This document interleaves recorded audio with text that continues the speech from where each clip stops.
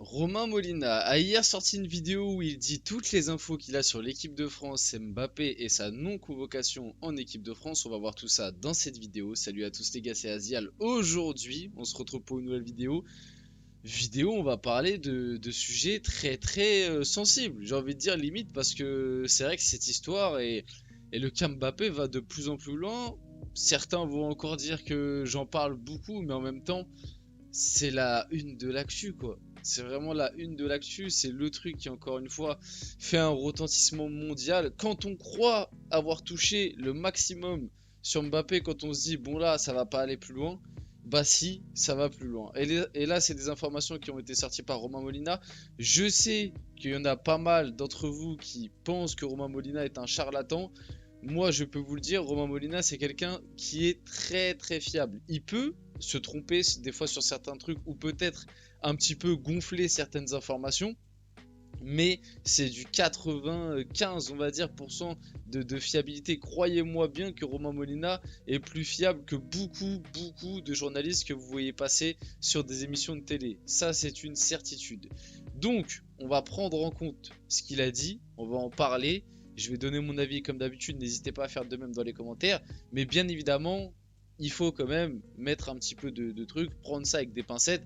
Pour le moment, il n'y a que Romain Molina qui, on va dire, a sorti ses infos en étant allé aussi loin dans l'information. Parce que là, il nous révèle quand même des choses qui vont très loin. Ça parle carrément de Mbappé qui a envie de prendre sa retraite internationale, quoi. C'est pas, là, on n'est pas juste, oui, il a pas envie de venir, c'est, il a envie, il pense même à prendre sa retraite internationale. Donc, avant que la vidéo commence, n'hésitez pas à la liker, commenter, partager et vous abonner. Ça fait toujours plaisir et ça aide pour le développement de la chaîne. Et nous, on va pouvoir y aller dès maintenant. Donc, on va vraiment diviser tout ça en plusieurs parties parce que j'aimerais bien, parce qu'il a aussi parlé à un moment du clan Mbappé en lui-même par rapport à la gestion avec sa mère et tout, et ça je pense que ça en mérite une vidéo spéciale parce que moi, comme je vous l'ai toujours dit, Mbappé, depuis qu'il est géré par sa maman, alors je ne connais pas sa maman, je ne connais pas Mbappé, je connais pas leur relation, je connais pas tout ça, mais en tout cas une chose est claire, c'est que moi je peux faire un constat, je peux pas émettre de jugement sur ces personnes parce que je les connais pas et de toute façon je suis personne pour juger quelqu'un d'autre, mais le constat que je peux émettre, c'est que Mbappé, depuis que c'est sa maman qui gère sa carrière en termes de communication et même de choix et de niveau sportif, c'est du grand n'importe quoi. Donc on en parlera. Donc Romain Molina l'affirme, Kylian Mbappé ne veut plus revenir en équipe de France. Ça, bon, et c'est quelque chose qu'on sait, en vrai, j'en avais déjà parlé plusieurs fois sur la chaîne. Il voulait pas venir en septembre, au final il a été un peu forcé déjà lors du rassemblement de septembre à venir. C'est peut-être d'ailleurs pour ça que lors du rassemblement de septembre, il avait vraiment traîné les pieds et qu'il avait été à un niveau catastrophique. Lors du dernier rassemblement, bon bah il n'est pas venu, hein, avec les excuses qu'on lui connaît. Et lors de ce rassemblement-là, Deschamps nous a fait croire que c'était lui qui avait pris la décision de ne pas convoquer Kylian Mbappé. Moi, je vous l'ai dit dans mes vidéos d'hier, je n'y croyais pas une seconde, et pour moi, c'était lui. En fait, je voyais pas un monde, et là, Romain Molina le confirme, je voyais pas un monde où Deschamps dit à Mbappé de non, tu restes chez toi alors que lui veut venir. Certains ont pu croire, oui, Deschamps a voulu remettre la main mise sur le groupe, Deschamps a voulu se venger de Mbappé parce qu'il n'est pas venu lors du dernier rassemblement. Pour moi, ça me paraissait très compliqué que ce soit ça, pour la simple et bonne raison que Deschamps, il prenait beaucoup trop de risques en faisant ça.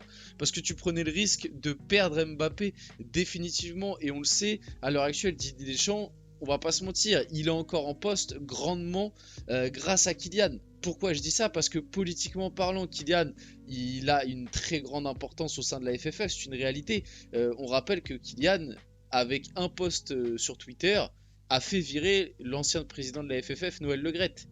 C'est quand même important de le rappeler, c'est que c'est le tweet de Kylian Mbappé qui a fait que Noël Le Graët a enfin été viré. Bien évidemment que c'est pas juste ça, c'est une histoire bien plus globale, mais on va dire le truc, le déclenchement qui a fait que le président de la FFF ait été viré, c'est un tweet de Kylian Mbappé, pour vous rendre compte de la puissance qu'il a au sein de la fédération.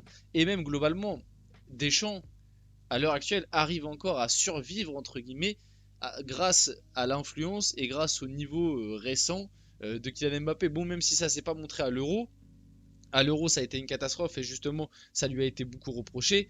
La Coupe du Monde 2022, Bon bah voilà, l'adaptation de Griezmann au milieu de terrain plus le niveau de Mbappé qui a été très élevé, c'est ça qui te permet d'aller en finale. C'est pas le fond de jeu qui te permet d'aller en finale. Il y a aussi bien évidemment les autres joueurs qui sont bons, mais à la Coupe du Monde 2022, les deux facteurs X, c'était Griezmann au milieu de terrain qui s'est sacrifié, d'ailleurs qui s'est vraiment cramé. C'est pour ça pour moi qu'il fait une finale cata. Et puis c'est Mbappé. On va pas se mentir. Sinon la Coupe du Monde 2022, il n'y a pas de plan de jeu précis, il n'y a pas de... Enfin voilà, après les autres joueurs aussi étaient là, ont fait le boulot, mais vous voyez un peu ce que je veux dire. Donc bref, le joueur et sa maman estiment être victimes d'un complot, notamment de la presse française qui véhicule un désamour autour du capitaine des Bleus. Le journaliste assume certains articles orientés dans la presse. Bon, ça, ce qui me fait bien rire, et en plus Romain Molina en a parlé, mais comme je vous l'ai dit, j'en parlerai je pense dans la vidéo où je parle du clan. Plus précisément, je vous montrerai le screen et tout, mais le truc qui est marrant par rapport à ça, c'est que pendant des années, quand Mbappé était au PSG, franchement, c'est pas un secret de polichinelle, pendant des années, quand Mbappé était au PSG, il y avait beaucoup de journalistes dans la presse que vous connaissez très bien, que je pense certains vous regardez même, vous les regardez à la télé ou vous les écoutez à la radio. Il y a beaucoup de journalistes qui étaient de mèche, qui étaient très proches du clan Mbappé. Très très proches, si vous voyez ce que je veux dire. Donc je trouve ça très marrant que maintenant que Kylian a quitté la France et que du coup forcément les relations avec certains journalistes français se soient un peu, on va dire, comment on dit, pas lâché, mais on va dire soit un peu moins proche. Je trouve ça marrant que maintenant, du côté du clan Mbappé, on pense qu'il y a un complot autour de ça, alors que pendant des années, justement, c'est eux qui avaient leur petit cercle de journalistes pour défendre Mbappé.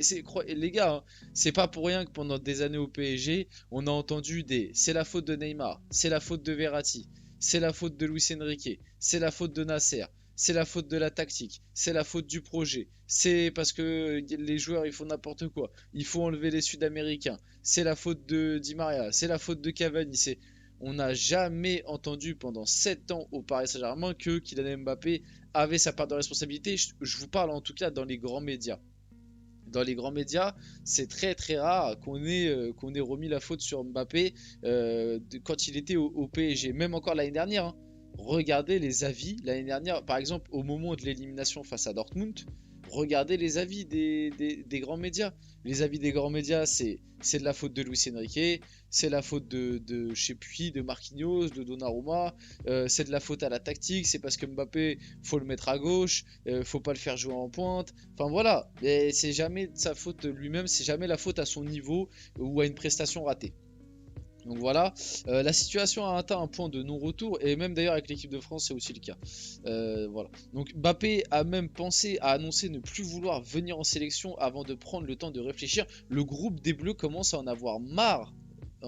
On commence à en avoir du mal avec Kylian Mbappé. Mike Maignan, pas le seul joueur, en aurait marre de certains passe-droits accordés aux joueurs. Ce n'est pas une énorme tension, mais des non-dits qui commencent à exister également en club pour le joueur. Donc apparemment, le truc qui est marrant, hein, c'est que pendant des mois, des années, on nous a fait passer, je me mets dedans, moi et les mecs qui trouvaient que Mbappé il avait certaines attitudes, certains comportements détestables et que on lui tolérait ces comportements détestables tant qu'il était bon sur le terrain. Mais moi je vous avais dit quoi? C'était pareil que pour les stats. Je vous avais dit mais le jour où Mbappé va commencer à plus marquer, qu'est-ce qui va lui rester? Et quand je disais ça, je parlais principalement du terrain. Parce que dans le jeu, il ne propose plus rien à part ses buts, mais je vous parlais même dans l'extra sportif. Par rapport à ses coéquipiers, c'est quelqu'un Mbappé, c'est pas quelqu'un qui est forcément, entre guillemets, facile à vivre. Et encore, je dis ça, je vis pas avec lui, je suis pas au quotidien avec lui, mais vous voyez ce que je veux dire, dans un vestiaire, l'ego d'un Mbappé, c'est pas facile du tout à gérer. Et là, avec ces infos-là, on commence à voir que en équipe de France, les passes droits, l'attitude qu'il a, on commence à plus le blairer. En club, ça commence aussi, mais ça pareil, on en parlera dans une autre vidéo parce que Romain Molina a aussi parlé un petit peu de ce qui se passe en club très brièvement. Il a dit il y aura très prochainement de grosses infos qui vont sortir et j'ai eu quelques échos moi par rapport à ça. Donc en club, ça commence petit à petit du côté du Real. Déjà, alors qu'on est seulement en novembre, ça commence déjà à grincer des dents. En équipe de France, les passes droits, on n'en peut plus, etc. On a du mal avec lui, donc voilà. C'est très compliqué. Didier Deschamps espère calmer les tensions avec une potentielle meilleure situation au Real Madrid et rappeler Kylian Mbappé dans quelques mois. Si d'ici quelques mois ça va mieux au Real, et si d'ici quelques mois, finalement, il n'a pas annoncé sa retraite internationale. Parce que c'est réellement le cas à l'heure actuelle, au sein, enfin, le joueur Kylian Mbappé réfléchit réellement à peut-être prendre sa retraite internationale parce qu'il trouve que la presse française et même globalement les Français, par rapport à sa cote de popularité qui a chuté, trouvent qu'on est trop dur avec lui. Encore une fois, se placer en tant que victime est zéro remise en question du côté de Mbappé, et ça c'est quelque chose que je lui reproche depuis pas mal de temps.